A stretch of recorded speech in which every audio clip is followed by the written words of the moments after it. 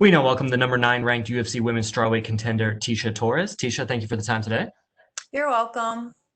We will take the first set of questions from Gabriel Gonzalez with Capeside Press. Hey Tisha, how are you? I'm well, thank you. So can you walk us through it? You get the call, Angela's out, they bring you Sam Hughes. I mean, where were you at? When did you get the call? All of that stuff. I got it Friday night, and we were actually in our car going through like a Christmas holiday show. We were waiting in line in the traffic, and I look at my phone at my text, and the text from Mick saying, "Hey, Angela's out due to COVID." I literally like teared up. I was so upset because I've known about this fight for like 3 months now, and I was really excited to fight her again. Yeah, it wasn't really that fun of a night after that. Well, I'm sorry to hear that. That does sound like a bummer. When you have a situation like this, just about a week's notice, is it like cramming for a test in terms of trying to come up with a strategy, or is it just more you're going to go out there and do what comes to you?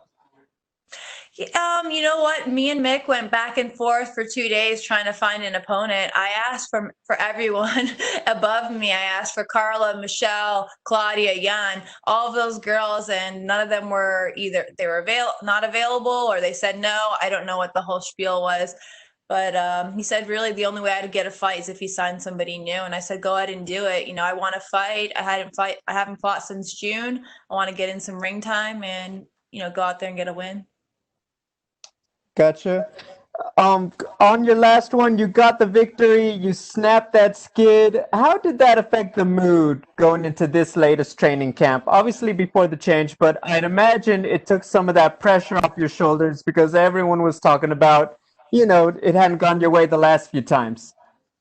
Yeah, I had some tough fights. I'm the only one in my division who's fought all five of the UFC 115-pound champions, and the fights that I've had with them have all gone to decision. Nothing's happened to me in the fight. It was basically they, outpointed me or took me down. I wasn't able to do what I needed to do. Nothing happened. And you see fights with them fighting these other girls and they're TKOing them, destroying them, blooding them up. So I just think it was a matter of fact of my mindset and where I've been with my mental health. But definitely going in there in my last fight and getting a win gave me some extra motivation to, want to be at the top again and want to go for that title belt one day. Finally, what are your thoughts on Sam as an opponent and how you match up with her?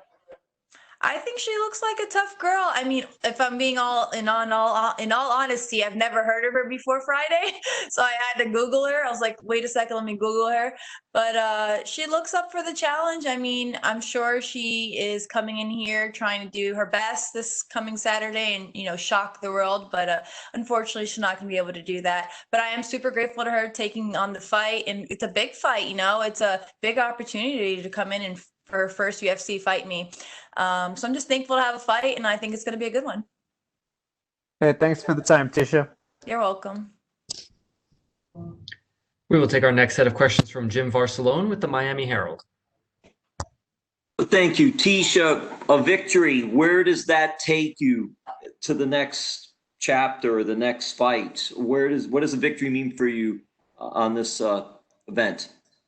I think a victory is going to honestly keep me exactly where I'm at, but I would definitely like a top 10 opponent. I've been asking for a top 10 opponent my last two fights. I was supposed to fight in March. It fell through because of COVID. Then I got Brianna, who was sort of a newcomer as well, ex-Invicta champion. I went in there and dominated. Now this fight, I was supposed to have Angela, who's ranked, I think, one or two below me. So I really just like to have a top 10 opponent going into my next fight after this one.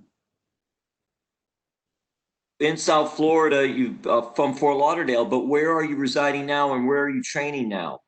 I've been in Colorado Springs for the past 3.5 years, and I train out of Pound for Pound Fitness. That's my main gym there in the Springs. We'll be with you in your corner for this one. My coach from there, Justin Houghton, my other coach, wrestling coach, Jason Kutz, and then a new coach who I've been working with for the past 8 months or so. Last fight, I think it was just too quick to bring him into my fight, but this fight I'm bringing him. His name's Clement. Has there been any different training for you as far as the last 2 or 3 fights when you went decisions, you were losing, then you got the victory? Have you seen your training change at all? Different things you've been doing, or has it been pretty much business as usual?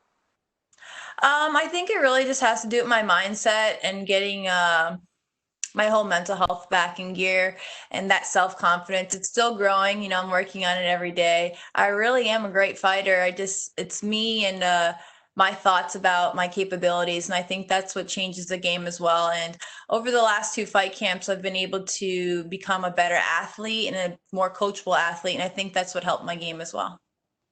And lastly, for me, because you mentioned the mental part of the game, have you had any special mental coaching?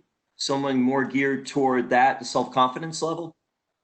No, I've just been seeing my counselor that I see that, you know, provides me meds and stuff like that. And just honestly, me and self-talk. And then Raquel helps me a lot as well and trying to help me on my down days. So it just changes from day to day, but it's really just self-perseverance and pushing forward.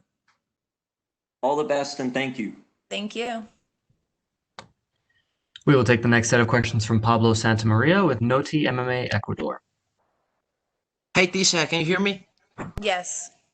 Okay, when you find out that Angela was out, maybe you thought wait to her, or that was not an option? If I was to wait for Angela, it probably would have been February or March. So that would be 8 or 9 months without fighting. And I didn't want to wait. Like I said, I asked for the 4 other girls who are ranked in the top 10, like top 7. And unfortunately, I wasn't able to get them. So I just didn't want to wait. I wanted to get in there and get some ring time. I get it. Do you think because Sam is making her UFC debut, it will be dangerous because she might want to give a very good first impression to the people or the boss or everyone in the UFC? Of course, anything can happen in a fight, and I'm definitely not overlooking Sam. I think everyone presents a potential threat to a fight, whether it's dangerous or not. I mean, to me, I don't care. You know, for me, I believe if I want to be the best, I have to be able to beat anybody who they put in front of me. So whether that's a newcomer or the #1 contender. Sure. Do you have a prediction for the fight? I'm gonna have my hand raised. And if you get the W, who you want to call out? Not necessarily call it anybody. I just want someone ranked above me, preferably, you know, definitely in the top 10 since I'm in the top 10. But like I said, any one of those girls I mentioned, Claudia, Carla, Michelle, Yan, I'd be very happy to fight any of them. I get it. Would you like to send a message to your Ecuadorian fans, to your Latin American fans? A todos mis fanáticos de Latinoamérica, de los Estados Unidos, gracias por su apoyo y voy a tener una pelea bien grande ese sábado. Muchas gracias, Tecia. Good luck on your fight. Thank you so much. We will take the next set of questions from Ryan McCarthy with Low Kick MMA. Hey Tisha, hope all is well. Just wanted to see a couple things here. So, how is it preparing for someone like Sam on such short notice? Going from someone like Angela to Sam, you know, in you know, probably less than a week's notice. So, how is that difficult for you and the team to prepare for someone like that?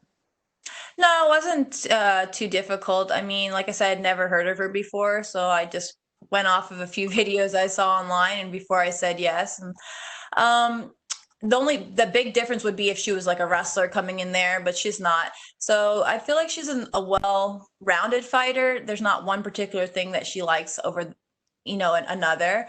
And I think that her height she's still taller than me, a little bit taller than Angela, so she'll have a little bit more of a reach advantage. And I'll do the things that I need to do to keep her at bay and keep her at my will.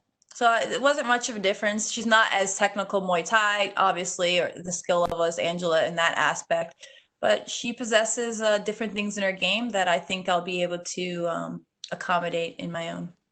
For sure.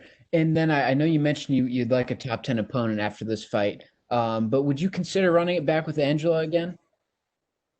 I mean, if it made sense, but at this point, I definitely would like somebody ranked above me. Prior to getting Angela, I was asking for somebody ranked above me, and I kept getting the same answer. They're either injured, don't want to fight me, or have a matchup already. So I would really like someone ahead of me. For sure. Well, thanks for your time, Tisha. Best of luck on Saturday.